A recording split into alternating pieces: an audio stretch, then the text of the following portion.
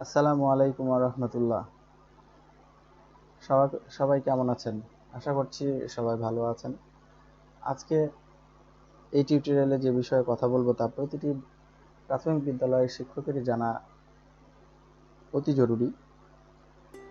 কথা বলবো IPEMIS বা এটাকে বলা হচ্ছে integrated primary education management information system.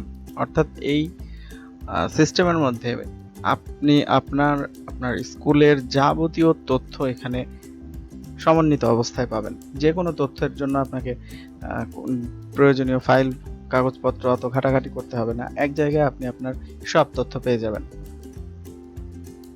এই ওয়েবসাইটে বা এই সফটওয়্যারে কিভাবে আপনারা লগ ইন করবেন বা সাইন ইন করবেন এবং কিভাবে তথ্য এন্ট্রি দিবেন এবং কি কি তথ্য প্রয়োজন হবে সে অনুপাতে আপনারা কাগজপত্র রেডি করবেন সে বিষয়ে কথা বলবো।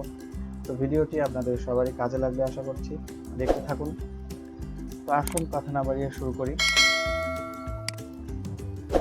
প্রথমে যে কোনো ব্রাউজার থেকে আপনারা ওয়েবসাইটে প্রবেশ করবেন। আমি ডেসক্রিপশনে লিংক দিয়ে দিব, সেখান থেকে আপনারা লগ ইন করবেন।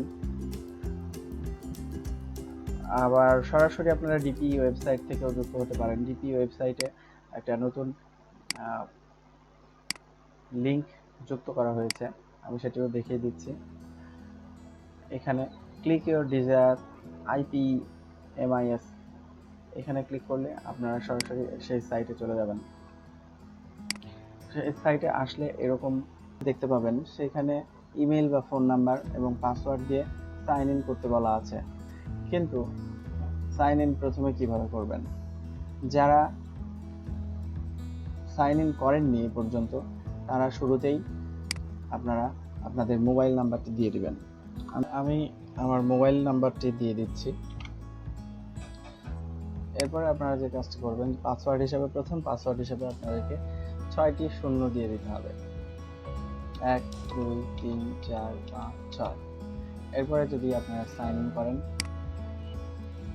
তো এরকম অপশন দেখতে পাবেন, স্বাগতম IPEMIS সেলনা খাতুন সহকারী শিক্ষক।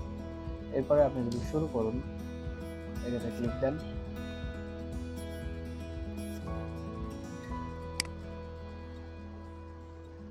দুইয়ের পদক্ষেপ হিসাবে আপনাকে একটি নতুন পাসওয়ার্ড পছন্দ করতে হবে। এখানে আপনাকে নতুন একটি পাসওয়ার্ড লিখুন, নতুন একটি পাসওয়ার্ড দিয়ে দিতে হবে এবং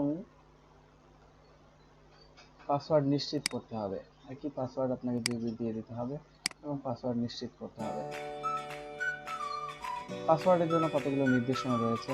কেবল ইংরেজি পাসওয়ার্ড ইউজ করতে হবে। কমপক্ষে 6 অক্ষর দীর্ঘ হতে হবে, কমপক্ষে একটি বড় হাতের অক্ষর থাকতে হবে, কমপক্ষে একটি ছোট হাতের অক্ষর থাকতে হবে, কমপক্ষে একটি সংখ্যা অক্ষর থাকতে হবে, কমপক্ষে একটি বিশেষ অক্ষর থাকতে হবে। তো এই ক্যাটাগরিগুলো ফিল আপ করে আপনাকে এখানে একটা পাসওয়ার্ড দিতে হবে এবং সেই পাসওয়ার্ডটি পুনরায় আবার এখানে দিয়ে চালিয়ে যান বা নেক্সট স্টেপে যেতে হবে এবং সেখানে 3টি সিকিউরিটি কোশ্চেন থাকবে। এরকম থাকতে পারে আপনার প্রথম বিদ্যালয়ের নাম, আপনার নানির নাম, আপনার প্রথম বন্ধুর নাম, এই ধরনের 3টা সিকিউরিটি কোশ্চেন থাকবে এবং সেগুলোর উত্তর আপনাকে দিয়ে এই সফটওয়্যার বা এই ওয়েবসাইটে লগ ইন সম্পন্ন করতে হবে। সেটা আমি অলরেডি করে ফেলেছি, যার কারণে আমি দেখাতে পারছি না, খুবই দুঃখিত, দেখাতে পারছি না। তো আমি যেহেতু সাইন ইন করে ফেলেছি সেহেতু আমি আমার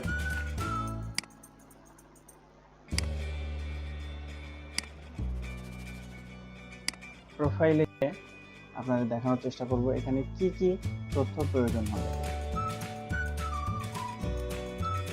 ড্যাশবোর্ডে এরকম থাকবে, সেখান থেকে আপনি আপনার সমস্ত তথ্য এখানে দেখতে পাবেন। ড্যাশবোর্ডে প্রতি ক্লাসের ছাত্রছাত্রীর পরিসংখ্যান, অনুমোদিত পদ, সক্রিয় পদ, শূন্য পদ, শিক্ষাগত ডিগ্রির পরিসংখ্যান, মাস্টার্স 4 জন, স্নাতক টোটাল আপনার স্কুলের ইনফরমেশন আপনি এইখানে দেখতে পাবেন। ওয়াশ ব্লকের তথ্য, টয়লেট নির্মাণের তথ্য, আইসিটি সরঞ্জাম,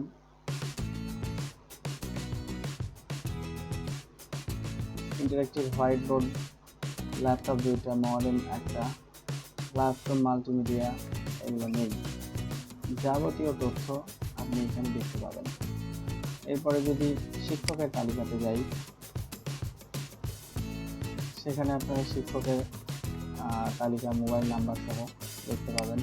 বিদ্যালয়ের তথ্য যদি যাই, বিদ্যালয়ের মৌলিক তথ্য এখানে দেখতে পাবেন। রাজশাহী, নাটোর,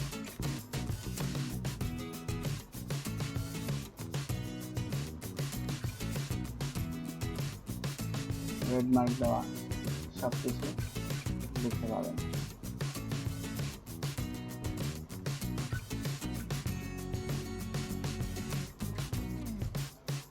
এখন যদি আপনাকে তথ্য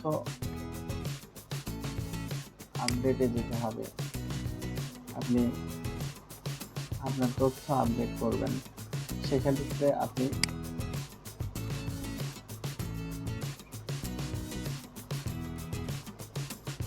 ম্যানেজে ক্লিক করবেন।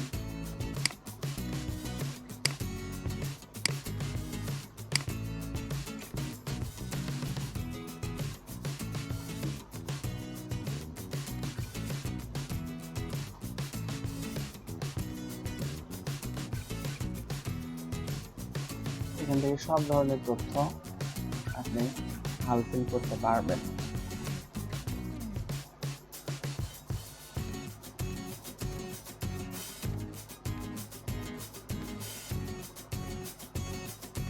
স্থায়ী ঠিকানা, পারিবারিক তথ্য, পিতার নাম ইংরেজিতে, বাংলায়, জাতীয় পরিচয়পত্র,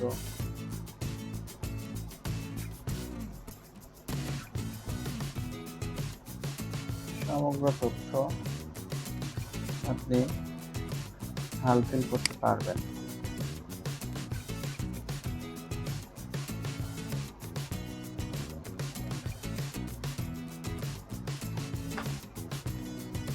প্রোফাইল আপডেট, এইখানে গিয়ে আপনি আপনার প্রোফাইল তথ্য আপডেট করতে পারবেন। নিয়োগের ধরন, নিয়োগের কোটা আপনার প্রয়োজন হবে, নিয়োগের গেজেট অর্ডার নাম্বার, নিয়োগ গেজেট অর্ডারের তারিখ যেগুলো আপনার প্রয়োজন হবে, নিয়োগের গেজেট অর্ডারের কপি আপনাকে আপলোড করতে হবে। পিডিএফ বা ইমেজ ফাইল আপলোড করুন, যা 10 মেগাবাইটের মধ্যে হতে হবে। পিডিএফ বা ইমেজ ফাইল আপনি যে কোনো একটা আপলোড করতে পারেন। পিন নম্বর, জাতীয়তা, আইডির ধরন, এনআইডি নম্বর, এনআইডির কপি আপলোড করা যেতে পারে। ধর্ম, প্রতিবন্ধী, রক্তের গ্রুপ, স্বাক্ষর আপনি স্ক্যান করে আপলোড করতে পারেন। বর্তমান ঠিকানা,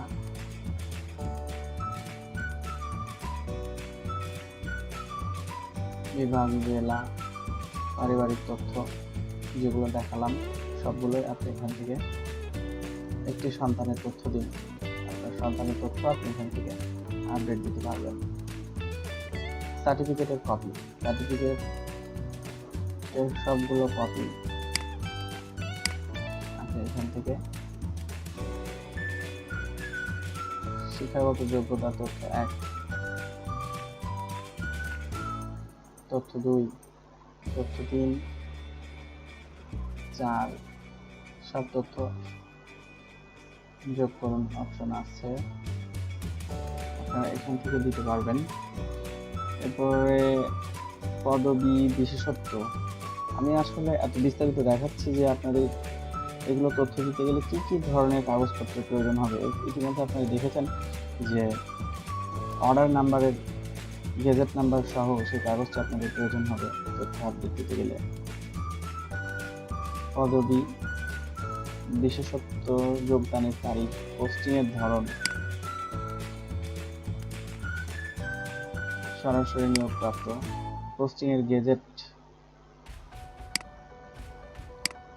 পোস্টিং এর গেজেট, একটি পোস্টিং তথ্য যোগ করুন। প্রশিক্ষণের তথ্য, কি কি প্রশিক্ষণ আপনি পেয়েছেন সেই প্রশিক্ষণের তথ্য আপনি এখানে দিতে পারবেন।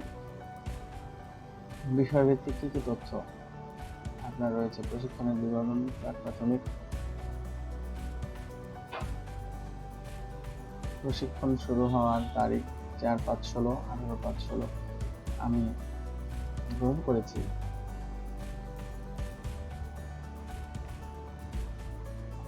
বিষয়ভিত্তিক ইংরেজি, বিষয়ভিত্তিক সমাজ, ডিপিএড,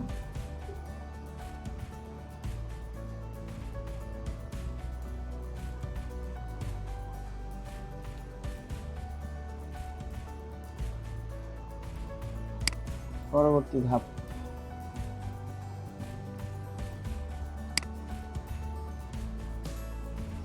যেতে হলে অবশ্যই এটি ফিল আপ করে যেতে হবে।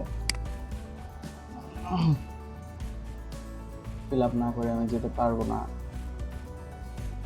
যেগুলো স্টার মার্ক, রেড স্টার দেওয়া আছে সেগুলোকে ফিল আপ করে যেতে হবে। পরবর্তী ধাপে যদি যাই, শিক্ষার্থীদের সারাংশ,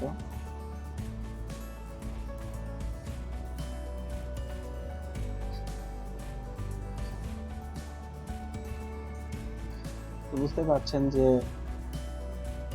এই ধরনের তথ্য আপনাদের দেওয়ার প্রয়োজন হবে।